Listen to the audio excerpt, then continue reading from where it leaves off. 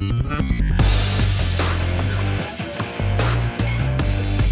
nos encontramos en el Evangelio de Marcos, en el capítulo 3. Y vamos ahora al versículo número 7. Vamos a tener lista la palabra de Dios, la Biblia, allí en ese texto. Pero antes de hacer lectura de él, quiero entonces que recordemos un poco lo que compartimos o lo que se compartió el fin de semana pasado. Si usted estuvo el sábado o el domingo, lo que se pudo compartir en estos 2 días. Y podríamos decir, cuando nosotros comenzamos a estudiar el Evangelio de Marcos, vimos cómo Marcos escribe su Evangelio de una manera que él rápidamente quiere llegar a un punto de su historia, ¿sí? Y él usa palabras como después de o enseguida de, y eso nos habla a nosotros como que Marcos tuviera un afán, pero obviamente no por acabar su evangelio, sino por llegar a un punto crucial en su evangelio, que es el momento en el que nuestro Señor Jesús da su vida en rescate por muchos. Pero mientras que eso se da, mientras que llegamos allí, hemos estado entonces viendo algo muy importante las últimas semanas o los últimos momentos en los que hablamos de este evangelio, y tuvo que ver acerca con el legalismo excesivo y con el abuso de los falsos maestros. Recuerda que ese fue el tema del fin de semana pasado. Cómo en el día de hoy, así como en el tiempo de nuestro Señor, habían personas que abusaban de la palabra de Dios, abusaban de eso que Dios había dicho, y cómo cargaban el pueblo, cómo cargaban las personas con muchas más cosas que la Escritura no había dicho, o esa no era la intención de la palabra de Dios.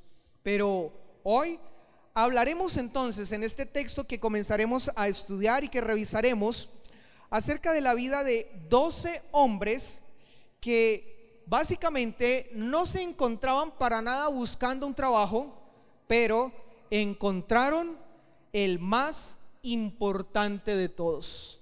Si usted coloca su atención en este evangelio donde nos encontramos, capítulo 3, versículo 7, va a ver que el título que está allí, el título que le fue dado a este párrafo es La multitud a la orilla del mar. Pero este texto antecede al texto que está a partir del versículo 13, el párrafo que está a partir del versículo 13, que habla acerca de la elección de los apóstoles. Y como ya dijimos en un tiempo anterior, la palabra de nuestro Dios no es simplemente una suma de historias que no están conectadas entre sí. La palabra de nuestro Dios es una sola historia que va hilada toda con un mismo propósito. Y aunque aquí hay una separación de párrafos, no significa que sean dos cosas diferentes. Lo anterior, lo que habla Marcos a partir del versículo 7 del capítulo 3, es básicamente algo que nos está preparando para llegar al momento en el que nuestro Señor hace la elección por sus 12 apóstoles. Yo les invito entonces a que leamos este pasaje bíblico, pero lo vamos a hacer de esta manera. Yo le voy a mencionar antes de leerlo la forma como vamos a dividir el estudio de este texto, y quiero pedirle que usted tenga muy en mente cómo va a estar esta división para que así mismo pueda entenderlo de una mejor manera en la medida en que lo vamos leyendo. De los versículos 7 al 10 vamos a mirar una multitud en la que no había nada que escoger. Esa va a ser la primera división. Pero cuando lleguemos al versículo 11 y 12, lo que vamos a ver allí es un grupo que estaba totalmente descalificado. Y versículos 13 al 19 vamos a mirar unas cuantas personas sin credenciales. Y de allí es donde toma título este mensaje. Este mensaje tiene como título Sin credenciales. ¿Cómo así que sin credenciales? Sí, cuando uno quizás está en un proceso de búsqueda de trabajo, o cuando uno está quizás en un lugar social, pues de alguna manera lo que uno hace es mostrar sus credenciales. Yo soy esto, yo soy aquello, he estudiado esto, he trabajado por aquí, tengo estas cosas, en mi historia está esto. Y de alguna manera uno usa las credenciales para darse a conocer. Pero lo que vamos a ver es en esta última parte, en esta última división de esta lectura, es unas cuantas personas sin credenciales. Teniendo eso presente, vamos entonces a hacer lectura del texto. Recuerden, Jesús va a escoger sus discípulos, sus apóstoles. Vamos a ver qué pasa entonces en la lectura de este texto. Dice así la palabra de nuestro Dios: Mas Jesús se retiró al mar con sus discípulos, y le siguió una gran multitud de Galilea y de Judea, de Jerusalén, de Idumea, del otro lado del Jordán y de los alrededores de Tiro y de Sidón. Oyendo cuán grandes cosas hacía, grandes multitudes vinieron a él. Y dijo a sus discípulos que le tuviesen siempre lista la barca a causa del gentío, para que no lo oprimiesen, porque había sanado a muchos, de manera que por tocarle, cuantos tenían plagas caían sobre él.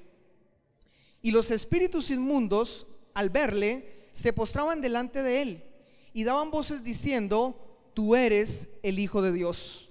Mas él reprendía mucho para que no le descubriesen. Después subió al monte y llamó así a los que él quiso, y vinieron a él. Y estableció a 12 para que estuviesen con él, y para enviarlos a predicar, y que tuviesen autoridad para sanar enfermedades y para echar fuera demonios: a Simón, a quien puso por sobrenombre Pedro, a Jacobo, hijo de Zebedeo, y a Juan, hermano de Jacobo, a quienes apellidó Boanerges, esto es, hijos del trueno, a Andrés, Felipe, Bartolomé, Mateo, Tomás, Jacobo, hijo de Alfeo, Tadeo, Simón el cananista, y a Judas Iscariote, el que le entregó, y vinieron a casa. Bien, yo creo que en el estudio que nosotros hemos hecho de la palabra de Dios, y ya en nuestra historia de conocer la palabra de nuestro Señor, sabemos que las personas que nuestro Señor eligió para que hiciesen parte de su ministerio fueron 12, los más cercanos. Fueron 12 hombres. Pero pregunta, ¿fue fácil esta elección? Esta elección de estos hombres fue algo que para nuestro Señor Jesús resultó algo, coloco esta expresión, votado. Porque cuando nosotros comenzamos a leer el versículo 7 de este capítulo 3, encontramos que Jesús tenía frente a sí una gran multitud. Y cuando nosotros entendemos que hay multitud, pues al mismo tiempo entendemos que hay variedad. Al mismo tiempo entendemos que hay mucho de dónde escoger, ¿cierto? Que no nos vamos a quedar varados, que no vamos, si tenemos la necesidad de buscar a alguien específico, teniendo una gran multitud frente a nosotros, no vamos a tener el problema, porque si no encontramos en uno lo que estamos buscando, lo encontraremos en otro, y si en ese no, pues en otro, y al final entre tantos podremos encontrar a quien buscamos. Pero algo que tenemos que tener presente es esto: para este momento, en el tiempo del ministerio de nuestro Señor, ya habían transcurrido más o menos un año y medio. Creo que también sabemos que el tiempo total del ministerio de nuestro Señor duró alrededor de 3 años o un poco más, 3 años y medio. Pero en el momento en el que estamos parados en el Evangelio de Marcos, ya había transcurrido un poco más de un año. Ahora, uno dice, ¿cómo así? En el capítulo 3 ya ha transcurrido un año. Sí, porque no se tiene mucho registro de ese primer año del ministerio de nuestro Señor. Aquí entonces ya estamos hablando de un buen tiempo en el que él ya había comenzado a desarrollar su ministerio, pero no había aún escogido a esos 12 que estarían con él. En este momento entonces él se encontraba formando el grupo de hombres que se encargarían de continuar el trabajo para cuando él ya no estuviera. Y creo que eso es algo para nosotros claro. Jesús no escogió a esos hombres porque de alguna manera se sentía solo, y él dijo, bueno, necesito a algunos para que me acompañen y yo pueda estar un poco mejor en las noches o en los viajes largos o en los lugares en que me rechazan. Esa no fue la intención de él. Jesús estaba desarrollando una tarea y un ministerio que le había sido encomendado, y era necesario que cuando Él ya no estuviera, hubieran otros que asumieran ese trabajo, que asumieran la responsabilidad que Jesús tenía. Ahora, ¿de dónde y a quiénes escogió Jesús? Eso es lo que vamos a comenzar a mirar. ¿Recuerdan que les dije que habían 3 divisiones en el texto que leímos? Bien, la primera división entonces está a partir del versículo 7 hasta el 10, y allí podemos ver que se nos habla de una multitud, pero que a pesar de que era grande, porque cuando hablamos de multitud no estamos hablando de 2, 3, sino de una enorme cantidad de personas, a pesar de eso no había mucho de dónde escoger. Quiero que ustedes noten lo siguiente. Cuando estuvimos leyendo el texto, a partir del versículo 7, se nos habla de una serie de indicaciones, se nos muestra a nosotros unos detalles que no podemos pasar por alto. ¿Qué es lo que no podemos pasar por alto? Algo que Marcos quiere resaltar, y es que esta era una gran multitud, ¿sí? No era una multitud que de alguna manera uno pudiera decir era mucha gente. No. Marcos lo que quiere resaltar era que era demasiada, muchísima gente. Ahora, ¿por qué nosotros podemos decir eso? Miren, al leer entonces a partir del versículo 7 encontramos que en esa multitud había gente de Galilea, que era la región donde Jesús estaba desarrollando su ministerio. Esa parte de Galilea se encontraba al norte del país, ¿sí?, de Israel. Pero no solamente eran todas las personas que estaban allí. Habían otros que venían de Judea, especialmente de Jerusalén, el epicentro religioso para la época. Pero al contrario de Galilea, estos que venían de Jerusalén, de Judea, estaban al sur. O sea, que no habían solo personas cercanas, quizás colocámoslo en nuestros términos hoy, de la misma ciudad o del mismo barrio. No, eran gente que venía aún de otras ciudades al sur. Pero también nosotros encontramos que en este texto se nos habla que venían de Idumea. Idumea era una región que quedaba al sureste de Jerusalén, a más o menos 150 kilómetros de distancia. Es como, bueno, yo puedo hablar más fácilmente del viaje de aquí a Armenia. Lo conozco un poco más que quizás en otra dirección, un viaje en otra dirección. Pero es más o menos, para quienes también han hecho este viaje, es más o menos decir que habían ido personas de Cali hasta La Paila. No sé si alguno lo conoce, es un poco más allá, creo que sí, un poco más allá de Tuluá. Y alguien diría, no, pero muy cerquita. Claro, muy cerquita siempre y cuando usted se vaya en carro o se vaya en moto. Pero si usted se va a pie, no creo que le parezca tan cerquita. Sin embargo, habían personas que habían venido de allá, de Idumea. Pero otros, nos dice el texto, venían de Decápolis, al otro lado del río Jordán.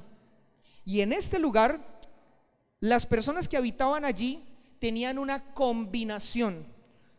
La mitad, podríamos decirlo así, eran judíos y la otra mitad gentiles. O sea, no pertenecían al pueblo judío, no eran personas que conocieran realmente la tradición judía o que conocieran las creencias judías, pero allí estaban mezclados. Y además de eso, también Marcos nos dice que venían otras personas de un lugar llamado Tiro y de Sidón. Y este lugar quedaba al noreste de Galilea, pero en ese lugar había algo muy característico. La mayoría eran gentiles, a diferencia de los anteriores.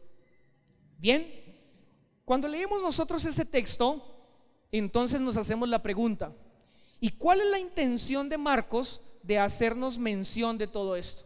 ¿Por qué a Marcos le tomó tiempo o se preocupó porque estas cosas estuvieran allí escritas para nosotros?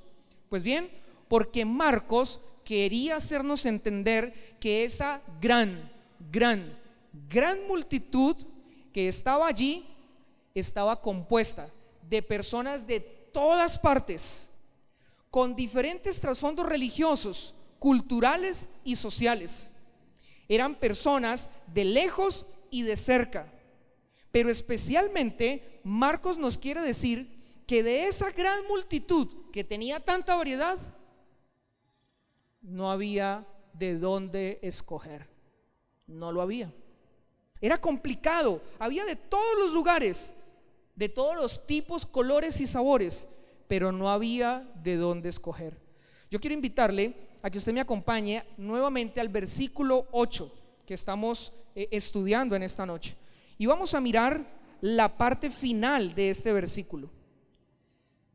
Esta parte final de este versículo nos va a decir cuál era la razón por la cual esta gran multitud buscaba a Jesús. Dice: oyendo cuán grandes cosas hacía, grandes multitudes vinieron a él. ¿Por qué las personas se encontraban allí? ¿Por qué esa enorme multitud estaba en ese lugar? ¿Saben por qué? Y perdón, lo coloco con estos términos: por una razón egoísta, por lo que Jesús hacía. Esa era la razón, eso es lo que nos dice el texto, por lo que él hacía. Claro, como lo vieron a él sanando personas, liberando personas, comportándose de una manera que jamás nadie hasta ese momento lo había hecho, pues esa era la razón por la que todas esas personas se encontraban en ese lugar. Pero recuerdan ustedes que hay un texto en la escritura donde Jesús les habla fuerte y les habla del costo de seguirle, y recuerdan que cuando él hace eso, los que escucharon comenzaron a irse. Cada uno comenzó a tomar su camino y a alejarse de él, al punto de que cuando él ve que todos estos están yendo, él mira a sus discípulos y les hace esta pregunta: ¿ustedes también quieren irse? Claro, las personas que seguían a Jesús, esta gran multitud que estaba allí, era una intención egoísta, una motivación egoísta. Ellos solamente querían estar allí por el beneficio que les representaba Jesús para ese momento. Miren lo que dice el versículo número 9: y dijo a sus discípulos que le tuviesen siempre lista la barca. En otras palabras, como que hubiese allí la manera de escapar fácilmente, como que de poder zafarse de la gente fácilmente. ¿Pero por qué? ¿Porque no le gustaba a la gente? ¿Porque no estaba interesado en la gente? No, claro que sí. Él estaba interesado en las personas, pero seguimos leyendo el versículo 9: a causa del gentío, para que no lo oprimiesen. En otras palabras, para que no lo atropellaran.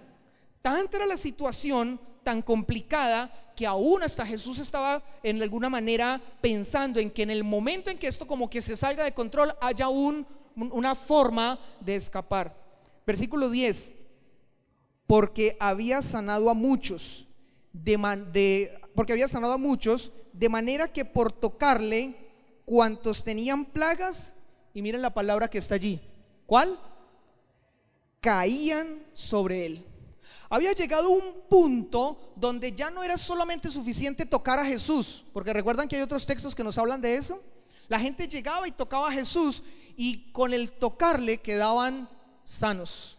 Pero aquí nos está hablando de que ya no solamente le tocaban, sino que hasta se abalanzaban sobre él, hasta se caían sobre él. De alguna manera, como que su integridad como hombre estaba en peligro. Esta multitud era tanta, pero con tan poca intención de querer escucharle a él y su mensaje, que Jesús prefirió en algún momento tener un plan de salida. Ahora, quiero que miremos algo más. Cuando Jesús piensa en las multitudes, él no solamente pensaba en sanarles.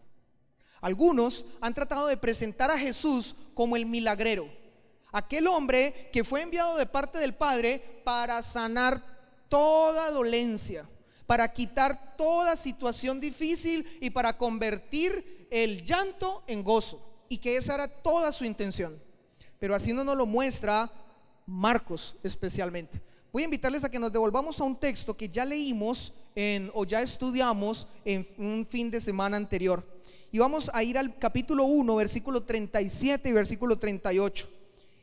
Allí también se nos muestra que había una gran multitud que estaba buscando a Jesús, pero que lo buscaba por la misma razón. Lo buscaban para tener el beneficio que él podía darles. Y miren lo que él dice: Y hallándole, le dijeron, ¿quiénes? Los discípulos. Porque los discípulos, cuando vieron que la multitud le buscaba, ellos dijeron, está dando esto resultado, la gente está buscando a Jesús, mejor dicho, no la echamos, ¿sí? Pero cuando ellos buscan a Jesús para comunicarle eso, el versículo 37 nos dice, todos te buscan. Y el 38 continúa diciendo, y él les dijo, vamos a los lugares vecinos para que predique también allí, porque, ¿qué termina diciendo? Para esto he venido. La intención de nuestro Señor Jesús no era ser un milagrero. La intención de Él no era resolverle los problemas a las personas como primera intención. Ahora, que como parte de su ministerio, como parte de mostrar su autoridad, la autoridad que Él tenía sobre los espíritus, sobre la enfermedad, sobre aún la misma palabra, Él demostró de muchas maneras esto, mas esto mismo no era la razón de su venida. Así que entendemos entonces que Jesús prefería dejar las multitudes por una razón mayor. ¿Cuál? Predicar el mensaje de Dios. Por eso dejó esa multitud allí, y por eso cuando nosotros estamos en el capítulo 3 encontramos que Él prefirió en algún momento, si era posible, escapar antes de colocar en riesgo aún su propia integridad.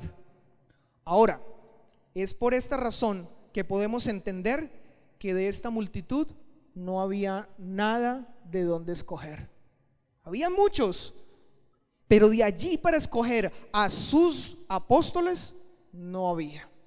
Pero seguimos leyendo nosotros el texto y ahora vamos a la siguiente sección. Nos encontramos con el versículo 11 y versículo 12, y allí vemos que ahora se nos presenta un grupo que estaba totalmente descalificado, aunque aparentemente no. Miremos qué es lo que pasa en estos versículos. Dice, y los espíritus inmundos, ahí ven ustedes el grupo, y los espíritus inmundos al verle se postraban delante de él y daban voces diciendo, ¿tú eres qué? El Hijo de Dios. Pregunta, ¿estaban diciendo estos espíritus algo equivocado? ¿Estaban diciendo algo erróneo, algo que no era? ¿Estaban estos espíritus diciendo una mentira? No, ellos estaban hablando una verdad que la Escritura también se encarga de mostrar una y otra vez, que este hombre, Jesús, era el Hijo de Dios. Pero ya estos no hacían parte propiamente de esa multitud donde inicialmente se podía escoger a 12 de sus apóstoles. Ahora este era otro grupo un poco diferente, pero a pesar de que era diferente, creo que por obvias razones nosotros podemos entender que este grupo estaba descalificado. ¿Y por qué estaba descalificado? Porque estos espíritus tenían una característica muy clara. Aunque conocían la verdad, les gustaba torcerla. ¿Qué tal si vamos a Lucas capítulo 4 versículo 9? En este texto se nos muestra a Jesús en el desierto después de sus 40 días cuando fue tentado. Y justamente es en medio de esta tentación, y justamente es en la parte final de esta tentación donde podemos ver que estos espíritus, y en este caso Satanás, teniendo la verdad, conociendo la verdad, le gustaba torcerla. Versículos 9 al versículo 11. Y le llevó a Jerusalén y le puso sobre el pináculo del templo y le dijo, si eres hijo de Dios, échate de aquí abajo, porque escrito está, a sus ángeles mandará acerca de ti que te guarden, y en las manos te sostendrán, para que no tropieces con tu pie en piedra. ¿De dónde viene este texto? Es uno de los salmos que nosotros podemos leer. ¿Y era esto una mentira? No, era verdad. Pero ¿cuál era el problema? Estos demonios, estos espíritus, Satanás estaba tomando la verdad y usándola para su beneficio, torciéndola. Y ese es uno de los peligros que hoy nosotros debemos reconocer. No siempre cuando la palabra de Dios es tomada y es usada, es usada de la manera correcta, aunque la misma palabra sea verdad. Pero no solamente esta era la razón por la que este grupo de personas estaba descalificado, o este grupo no de personas, sino más bien de demonios estaba descalificado. Había otra razón, y la otra razón era porque a este grupo o a estos demonios no les favorecía que Jesús terminara completamente su ministerio. Creo que ya volvemos a entender, o podemos volver a entender lo que nos cuenta la Escritura, que el ministerio de nuestro Señor Jesús duró 3 años y medio. Pero nosotros sabemos que no fue el final de estos 3 años y medio de ministerio no fue algo que terminó abruptamente y porque se salió del plan original de Dios. Duró 3 años y medio porque así estaba planeado, porque el final de ese ministerio ya tenía algo que había sido planeado desde la fundación del mundo. Estos espíritus sabían algo de eso, pero a ellos no les convenía que Jesús terminara su ministerio. Por esa razón, ellos comienzan a confundir, regresando a Marcos. Ellos comienzan usando la verdad con la intención de confundir. ¿Para qué? Para provocar que el plan de salvación de Dios se resquebrajara y al final la cruz no hiciera parte de este plan. Por eso, al final, en el versículo 12, nosotros encontramos las palabras de nuestro Jesús, donde Él les ordenaba que no lo dieran más a conocer, que no hablaran más acerca de Él. Y en otras palabras también, porque no les correspondía a ellos hablar de Él y de su ministerio.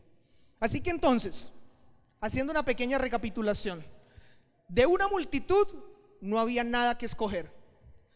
De un grupo de espíritus, por obvias razones, tampoco había nada que escoger porque estaban descalificados. Ahora vamos entonces al versículo 13, y allí se nos va a comenzar a hablar acerca de qué es entonces lo que Jesús hace para escoger a sus 12 apóstoles. Estas personas que estaban a punto de ser seleccionadas para el trabajo debían ser las precisas.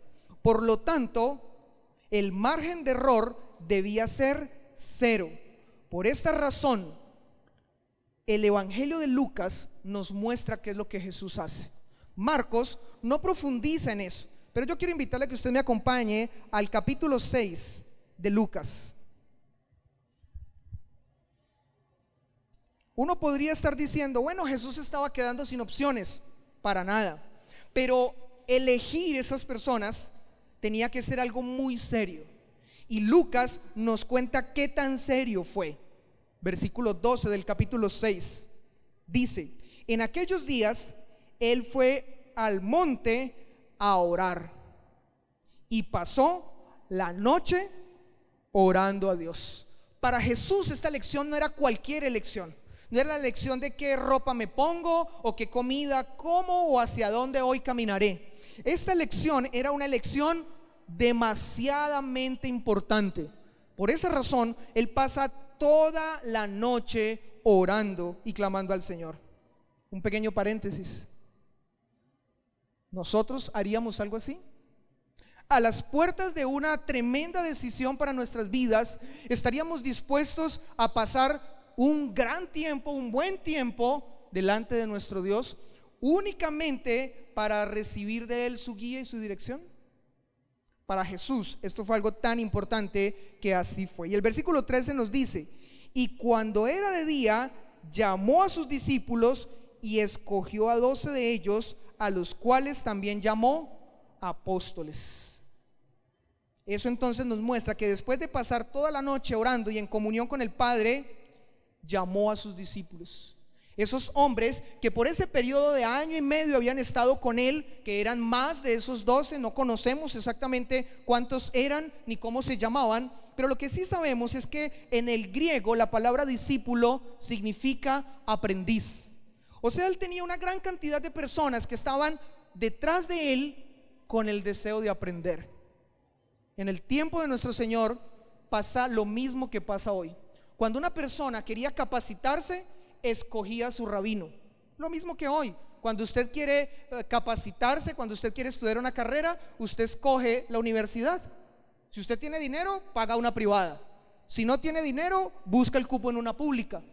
Y tiene de dónde escoger las diferentes variedades que hay, no solamente aquí en Cali, sino en otros lugares. Pues bien, en el tiempo de nuestro Señor Jesús era igual.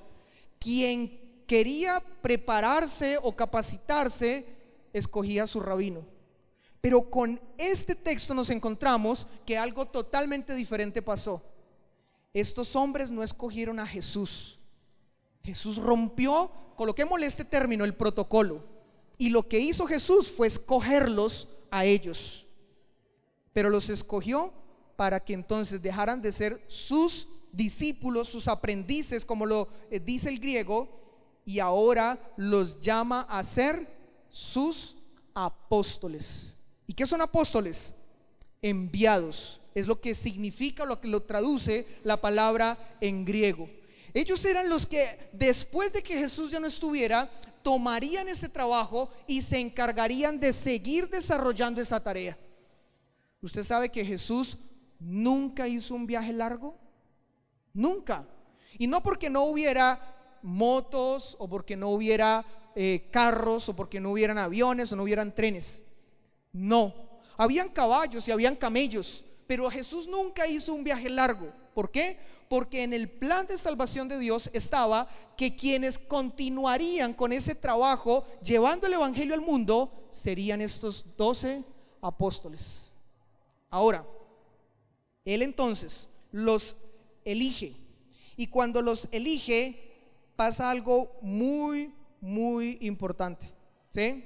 Yo quiero invitarle a que usted me acompañe regresando a Marcos. Siempre tenga a Marcos allí en su mano, cerca a su mano, a su Biblia, ubicándolo fácilmente.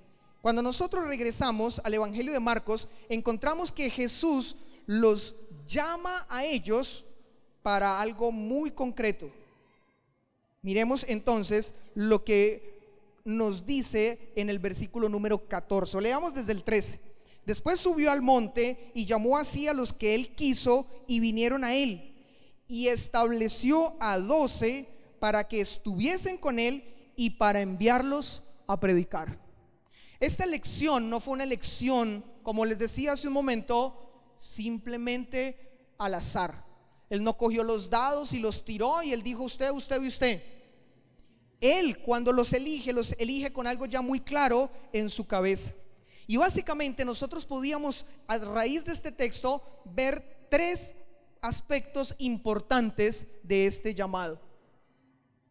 ¿Cuáles son esos tres aspectos? El primero lo encontramos en el versículo 13, la parte B, como en la mitad del versículo. El texto dice que él llamó así a los que él quiso. ¿Saben qué es eso?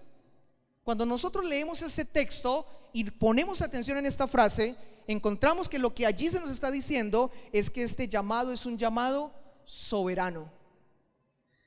Dios soberanamente los llamó. ¿Por qué llamó a Pedro y por qué no llamó a Pepito o a Juanito o a cualquier otro? Porque Dios fue quien eligió. Porque es Dios quien decide escoger y seleccionar su gente, su personal, para el trabajo que Él ya tenía preparado. Y eso, abriendo también aquí un pequeño paréntesis, nos dice a nosotros hoy mucho. Cuando nosotros vamos a la Escritura y cuando nosotros entendemos el mensaje de Dios para nosotros mismos, podemos ver que ese mensaje llega a nuestras vidas no porque nosotros le buscamos, sino porque Él nos buscó primero. Porque Él es el que se ha acercado, porque Él es el que ha venido a estar junto a nosotros para darnos a revelar su palabra y su mensaje. Según Romanos, o según lo que Pablo escribe en Romanos, dice que no hay justo, que ninguno busca a Dios. Y esto lo podemos ver claramente en este llamado. Ellos no levantaron su mano, ellos no pasaron una carta o una hoja de vida. Sin embargo, lo que Jesús hace es de una manera soberana llamarlos. Pero algo más podemos nosotros ver en este llamado. Lo encontramos en la parte final del versículo 13 que ya leímos. La parte final, la frase final dice: y vinieron a él. ¿Saben qué es eso? Que no solamente el llamado de parte de Dios y de Jesús es un llamado soberano, sino que también es un llamado irresistible. Escucha esto. Pareciera que en algún momento nosotros en nuestra relación con Dios estuviésemos eligiendo las cosas a vivir con Él. Pero cuando nosotros nos metemos, cuando nosotros nos sumergimos en la Escritura, terminamos entendiendo de que no es lo que nosotros queremos vivir con Él, es lo que Dios ha planeado vivir con nosotros. Y eso fue lo que hizo Él precisamente con estos apóstoles. Los llamó soberanamente, pero ellos, con una muy buena actitud, con un muy buen deseo de su corazón, con una gran disposición, dijeron: sí, estamos dispuestos. La Escritura nos muestra, Jeremías nos dice que lo que Dios hace es que cuando nosotros estamos envueltos en nuestros pecados, Él con lazos de amor nos trae, con lazos de amor. No, Él no violenta nuestra posición, Él no violenta nuestra decisión. Lo que Él hace es que por amor nos saca de la esclavitud del pecado y ahora nos permite a nosotros tomar la decisión de ser esclavos para Él. Bien, esto es lo que pasa entonces con estos discípulos. Ahora ellos, con la mejor actitud, dicen: acepto el llamado. Vinieron a Él. Pero también, cuando pasamos al siguiente versículo, encontramos algo más, algo característico de este llamado, y es lo que hemos estado hablando hasta ahora. Este llamado tenía un propósito, ¿sí? Dice, de hecho, es un doble propósito. La primera parte está en la mitad del versículo 14.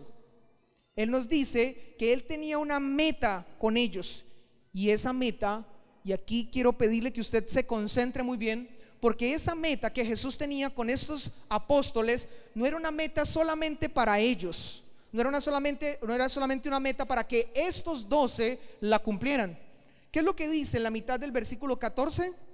Lo que nos dice es que Él los llamó para que estuviesen con Él. Increíble. Uno pone atención en esa frase y uno dice: increíble. ¿Y saben por qué?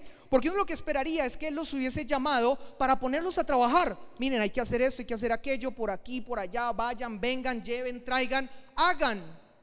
Pero eso no fue lo que Jesús los llamó inicialmente a hacer. Él los llamó para que estuviesen con Él, porque Él sabía que en la medida en que ellos estuvieran con Él, lo que lograría con ellos es que al final ellos fueran como Él, terminaran siendo un duplicado de Él. Y por eso lo primero que hace es llamarlos a estar con Él. Pero en la segunda parte, al final del versículo 14 y en el versículo 15, nos dice que la intención de Él llamarlos era para enviarlos a predicar, ¿sí? Y la meta era que entonces ahora, después de que estuviesen con Él, ya tuviesen la capacidad de hacer lo que Él hacía. Por eso en el versículo 15 se nos habla de que Él los mandó con la autoridad para sanar, pero además de eso, sanar enfermedades, pero también además de eso para echar fuera demonios. ¿Quién hacía eso? Jesús. Y la intención fue esa con ellos, que ahora no fueran solamente como Él, sino que hicieran lo que Él hacía. Tenemos entonces claro cuál era la razón de este llamado. Pero ahora quiero invitarles a que en los versículos que están a continuación veamos quiénes fueron los que Él llamó. Porque usted podría en esta noche estar pensando: bueno, pero es que Él los llamó con razones. Ellos tenían razones de por qué ser llamados, tenían credenciales. Yo no tengo credenciales, yo no soy como ellos. Bien, vamos a conocer quiénes eran estos hombres. De los 12, 11 eran de Galilea y solo uno no lo era, Judas Iscariote. Pero comencemos a hablar un poco más específicamente. Simón, el que después fue llamado Pedro, era un pescador, pero también era un hombre impetuoso, temperamental e impulsivo. ¿Quién fue el que con la intención de salvar a Jesús para llevarlo a ser preso, sacó su espada y cortó la oreja de un soldado? ¿Cierto? Una persona impulsiva era él. Pero también sigamos leyendo, se nos habla de Jacobo, hijo de Zebedeo. ¿Quién era Jacobo? Era un pescador, pero también cuando leemos entre los textos de los evangelios encontramos que era un hombre arrogante. Y ya vamos a hablar un poco más acerca de él. Pero antes de hacerlo, hablemos un poco de su hermano, de Juan, que también hacía parte de estos 12. Él era pescador, igual que sus hermanos. Pero una característica de este hombre era que era muy joven. Alguien dirá, yo no tengo credenciales y además de eso soy muy joven. ¿Saben más o menos cuántos años tenía Juan? Alrededor de 20 años. Y algunos consideran que tenía hasta menos, 17 años. Algunos consideran que tenía él. Este hombre era un poco más reflexivo, un poco más calmado. Era también un poco más amoroso, se le llama el discípulo del amor, ¿sí? Sin embargo, también era arrogante como su hermano. Jesús los apodó a los dos Boanerges, que significa hijos del trueno. O sea, en otras palabras, Jesús les estaba diciendo, yo sé quiénes son ustedes. Y Jesús les estaba diciendo, yo sé que ustedes explotan con cualquier cosita. Ustedes son chispitas, ¿sí? Por eso les coloca ese apodo. Ambos pidieron en un momento específico ocupar los mejores puestos del reino que Jesús estaba predicando. Ellos dijeron, queremos estar sentados uno a la derecha, el otro a la izquierda. Y cuando Jesús, perdón esta expresión, no les para bolas, mandan a su mamá para que la mamá sea la que abogue por ellos. Arrogantes, ¿cierto? Pero también ellos querían, o en otras palabras, ellos dieron a conocer lo que los otros discípulos también querían. Si nosotros vamos a Marcos capítulo 10 versículo 41, usted quizás lo puede leer, no lo vamos a hacer ahora, pero ahí encontramos que lo que ellos le pidieron a Jesús y para lo cual mandaron a su mamá para que abogara por ellos, también lo querían los otros apóstoles. No era solamente la petición de ellos, también los otros querían lo mismo. Ahora, seguimos leyendo Marcos y nos encontramos en la lista con Andrés. ¿Qué nos muestra la escritura de Andrés? Que fue una persona que llevó gente a Jesús. Uno de ellos fue su hermano, Felipe. Posiblemente también fue un pescador. Y él llevó a Natanael a Jesús. Sin embargo, Felipe era una persona de bajo perfil, callado, como tímido podríamos decirle en el día de hoy. Seguimos en la lista y encontramos a Bartolomé, que en otras listas es llamado Natanael. Posiblemente también este hombre era pescador, pero tenía una característica: era muy crédulo, como que creía cualquier cosa que le iban diciendo. Pero a pesar de crédulo, y aquí hay como una contradicción, al mismo tiempo era muy prejuiciado, ¿sí? Tenía muchos prejuicios. Cuando hablaron de que Jesús venía de Nazaret, él fue el que dijo, ¿y de Nazaret puede salir algo bueno? Esas palabras fueron de él, un hombre prejuiciado. También encontramos en la lista a Mateo. Y mirando la escritura se nos habla de que Mateo era un publicano, recaudador de impuestos, alguien que siendo judío se había vendido al imperio romano. Y lo que había hecho era convertirse en verdugo de sus mismos hermanos.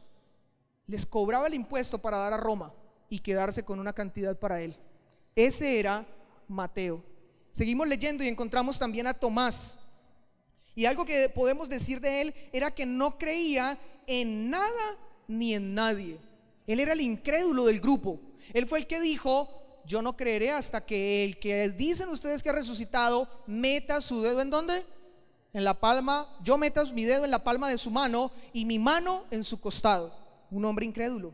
También seguimos leyendo y encontramos a Jacobo. Lo poco que podemos decir de él era que era hijo de Alfeo. No se dicen muchas cosas de él, como tampoco se dicen muchas cosas de Tadeo, pero sí se nos dicen algunas cosas de Simón el cananista. Y lo que se nos dice de él, que en algunos momentos se le llamó celote, era que palabras más, palabras menos, era un revolucionario, era un guerrillero. Y Jesús lo llamó para ser parte de ese grupo.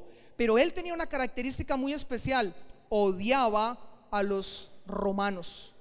Y si le daban a escoger entre matar a un soldado romano y matar a un publicano como Mateo, ¿saben qué hacía él? Mataba a los dos. Los odiaba a todos, pero hacía parte de ese grupo. Y por último en la lista encontramos a Judas Iscariote. Según la escritura nos dice que él era un avaro, un traidor y una persona que nunca creyó en Jesús. Así terminó sus días. ¿Qué tal ese grupo de personas? ¿Qué tal esos apóstoles? ¿Eran personas con credenciales? No. ¿Eran las personas idóneas para desarrollar ese trabajo al cual Jesús se encargaría después ya de no estar más con ellos? No. Ahora, permítame decirle algo. Le voy a hacer lectura de algo que en el día de hoy se usa en las empresas, como la evaluación de los empleados. Les quiero leer un reporte imaginario, no es cierto.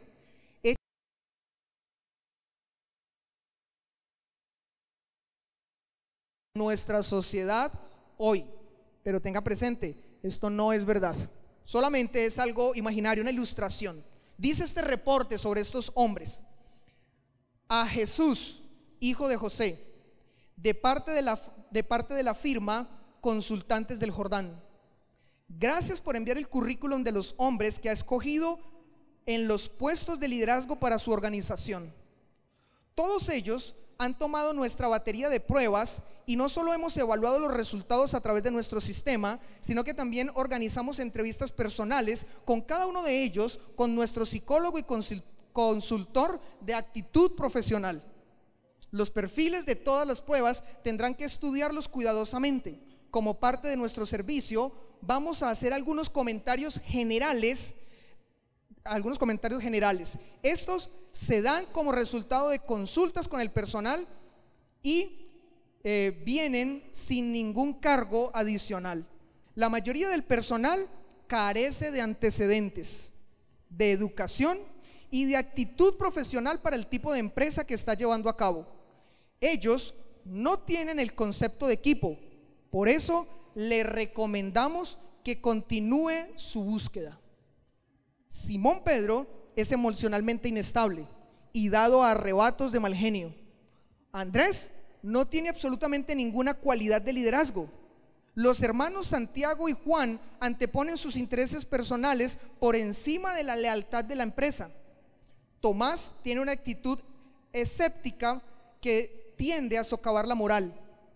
Es nuestro deber decir que Mateo ha estado en la lista negra de malas prácticas comerciales de la Gran Jerusalén.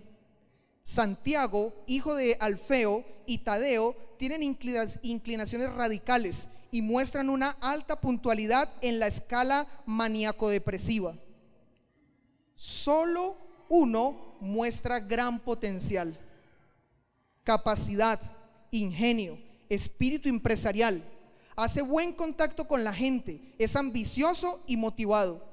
Le recomendamos a Judas Iscariote como el administrador y el hombre de su mano derecha. Es imaginario, pero si estuviésemos viendo las cosas como hoy lo evaluaría una empresa, así estuviera calificando a estos hombres. Pero Jesús en ningún momento tomó esta evaluación o pensó de esta manera para seleccionarlos a ellos. Él no hizo un análisis detallado de ellos en el sentido de si calificaban realmente. Él lo que hizo fue cumplir el mandato de su Padre. Por eso se fue a orar y después de toda la noche orando, fue y los escogió. Ahora, aunque esta evaluación es inventada, no está muy lejos de la realidad. Pero quiero invitarle ahora a usted que conozca un poco más la realidad de estos hombres, la realidad bíblica. Estos hombres no tenían educación, no tenían experiencia ministerial, nunca habían enseñado la Torá, o sea, el Antiguo Testamento, no tenían ninguna importancia en la sociedad, no tenían abolengo, no tenían una familia de influencia, ninguno tenía un cargo de importancia, no tenían posición, no tenían dinero, ninguno pertenecía al sistema religioso de la época. Escuche, ninguno fue sacerdote o fariseo o saduceo o escriba o rabino, que eran los que pertenecían al sistema religioso de ese tiempo. Además, eran hombres de poca fe. Si usted lo busca en Mateo 6:30, encontrará eso. Y eran incrédulos, duros de corazón, como lo dice Marcos 16:14, y eran faltos de entendimiento, como también lo dice Mateo 15:16-17. Cuando Jesús resucita y cuando les habla ahora de lo que ellos tienen que hacer, ellos no entendieron después de la resurrección de Jesús la tarea que debían cumplir. Uno encuentra este panorama y uno dice: ¿y entonces por qué los eligió Jesús? ¿Para qué? ¿Cuál fue la razón de que Jesús escogiera a estos hombres? Pues bien, permítame responder esta pregunta de esta manera. Para que cuando se comenzaran a ver los resultados y se recordara que estos hombres eran totalmente ordinarios, ellos mismos y la gente entendieran que el poder no estaba en el mensajero, no estaba en ellos, sino en el mensaje, y concluyeran que era Dios quien había hecho eso. Ahora, vamos a otra pregunta. ¿Qué era entonces lo que estos hombres sí tenían? Porque cuando nosotros leemos el resto de la escritura, encontramos que definitivamente esto que acabamos de decir sucedió. Lo que estos hombres hicieron, ningún otro hombre lo hizo, y no por sus capacidades. Pero ¿qué era lo que ellos sí tenían? Pues bien, Dios estaba a su lado. Tenían el llamado de Dios sobre ellos. Tenían el poderoso mensaje de Dios en sus labios. El Espíritu de Dios estaba en su interior. Tenían la garantía que Dios iba delante de ellos. Tenían las riquezas de la gloria a su disposición, y tenían los ángeles de Dios a su servicio. Y quizás usted se pregunta, ¿los ángeles de Dios a su servicio? ¿Quién sacó a Pedro de la cárcel? Y nadie se dio cuenta que Pedro estaba fuera de la cárcel. ¿No fue un ángel? Pues bien, todo esto lo tenían ellos, pero nada de eso les pertenecía, nada de eso era de ellos, todo era de Dios. Así que cuando la gente comenzó a ver todo lo que ellos hicieron, concluyeron estos hombres. Permítame corto acá. Vamos a Hechos capítulo 4 versículo 13 y veamos qué fue lo que concluyeron. Hechos capítulo 4 versículo 13. Dice el texto: entonces, viendo el denuedo de Pedro y de Juan, que estaban en la lista que hace un momento hicimos, y sabiendo que eran hombres sin letras y del vulgo, lo más popular eran ellos, se maravillaban y les reconocían que habían, ¿qué? Estado con Jesús. ¿No les parece a ustedes esta frase familiar? ¿A qué los llamó Jesús?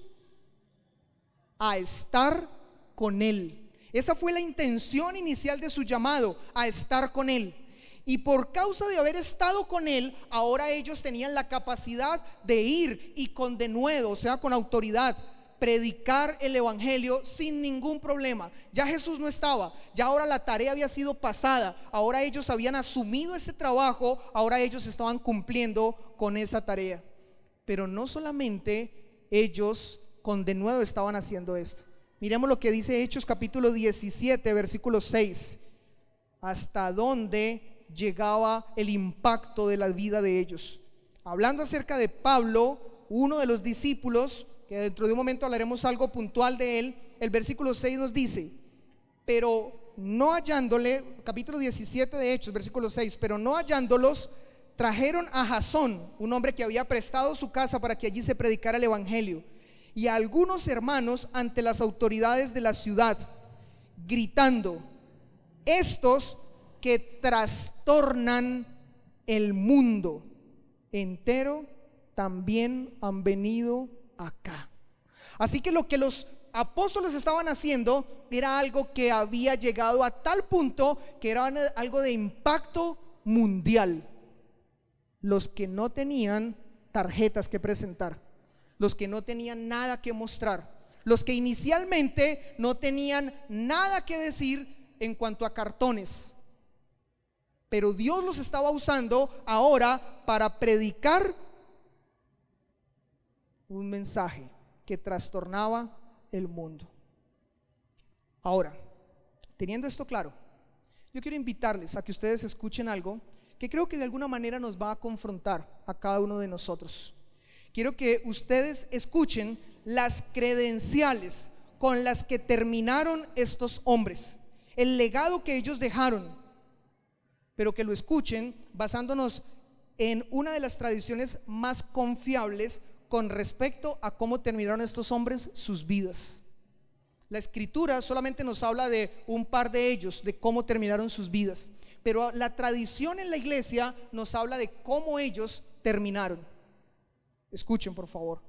Pedro, al que se le llama Simón, o el que se le llamó Simón, después de predicar en Jerusalén y otros lugares, de ser testigo ocular para guiar a Marcos a escribir el evangelio de Marcos. Marcos no escribió porque él había vivido cada una de esas cosas.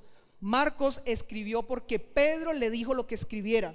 Marcos era el escriba de Pedro, pero después de ser el que se convirtió en el testigo ocular de lo que el evangelio de Marcos relata, dice que él también escribió otras 2 cartas, la primera y segunda de Pedro, y finalmente fue crucificado cabeza abajo en una cruz en forma de X, dando cumplimiento a la profecía que Jesús mismo había dicho de él. Juan 21:18: cuando seas viejo, extenderán tus brazos. Y eso fue lo que sucedió con Pedro. Jacobo, hermano de Juan, después de no negar su fe, fue el primer mártir de los 12 apóstoles, que fue atravesado por una espada por orden del rey Herodes. Hechos capítulo 12, versículo 2. Juan, después de escribir el evangelio que lleva su nombre y las 3 cartas generales a las iglesias, fue hervido. No sé a cuánto le gustaría algo como esto, pero fue hervido en una caldera llena de aceite por 1 hora, y al no morir fue sentenciado al exilio en la prisión y las minas de la isla de Patmos. Allí recibió la revelación del Apocalipsis, y siendo ya viejo fue liberado y llevado a lo que hoy conocemos como Turquía, donde murió. Andrés, hermano de Pedro, también fue crucificado en una cruz en forma de X en Grecia. Después de haber sido azotado severamente por varios soldados, fue atado su cuerpo a la cruz para prolongar su agonía. De Felipe no hay claridad exactamente cómo murió, pero Bartolomé, el que llamaban Natanael, fue misionero en Asia y allí testificó en lo que hoy es Turquía, y fue martirizado por su predicación en Armenia. Fue desollado con un látigo hasta morir. Mateo, el recaudador de impuestos, después de escribir el evangelio que lleva su nombre, fue muerto en Etiopía por una herida de espada. Tomás, el incrédulo, fue traspasado con una lanza en la India durante uno de sus viajes misioneros para establecer una iglesia. De Jacobo, Tadeo, Simón el Celote no se tiene claro cómo fueron sus muertes, pero de Matías, el apóstol que reemplazó a Judas, usted lo puede ver en los primeros capítulos de Hechos, fue apedreado y luego decapitado.